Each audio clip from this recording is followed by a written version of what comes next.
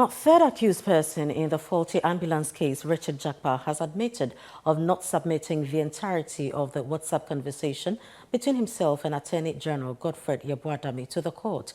Lawyers of Ato Forcing, while cross-examining Richard Jakpa, tendered through him evidence of WhatsApp and audio conversations between himself and Godfred Dame. Under cross-examination by prosecution, however, it was suggested to Richard Jakpa that the evidence submitted does not represent the entire conversation between him and Godfred Dame. There is more in the following report.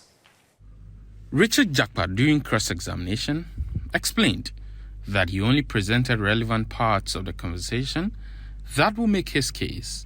The Director of Public Prosecutions, Yvonne Atakra Obobisa, further suggested to the third accused person that even though he sent 68 messages to Godfred Dame, he only responded to 2. Richard Jakpa explained that the view sought to be pushed by the Director of Prosecution is unfair. According to him, even though the claim is true, the WhatsApp conversation does not reveal the entirety of their conversation. He clarified that in some instances, Godfred Dame made requests for some documents orally while he responded through WhatsApp. Reason the chats will reveal that Godfred Dame only responded to 2 of them. The prosecution also revealed that the first time the Attorney General provided any sort of assistance to Richard Jakpa, it was at the request of Justice Johnny Kulendi, who is a cousin of Richard Jakpa. Richard Jakpa affirmed this and explained that it happened when he was granted bail and had met the conditions but was being frustrated administratively.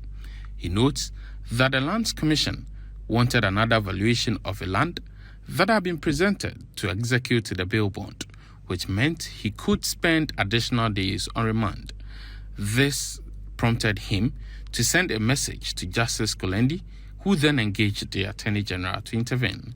Richard Jakpa explained that it was after this intervention that he took Godfred Dame's number from his cousin, Justice Kulendi, and later contacted Godfred Dame to show appreciation. He then followed that up with another text to arrange an engagement with Godfred Dame to explain his side of the case to him. This culminated into his first meeting with Godfred Dame. The prosecution, however, noted that during the intervention to make sure the bail conditions are met, Godfred Dame did not speak to Richard Jakpa, but Jakpa denied this view.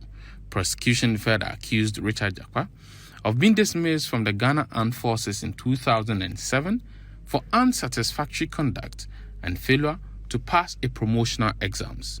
This was brought to the fore by the Director of Public Prosecution, Yvonne Atakra Obobisa, during the cross-examination of Richard Jakpa. Ms. Atakra Obobisa, through her questioning, noted that Richard Jakpa joined the Ghana Armed Forces in 1998, failed his first promotional exams in 2000, and 4 subsequent ones in 2002, 2005, 2006, and 2007 before his dismissal.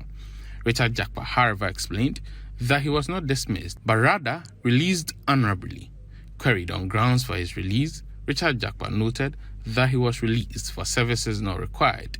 According to him, claims that he failed the promotional exams were untrue because he was victimized. To be impugning the character of Richard Jakpa, saying that he was dismissed from the military.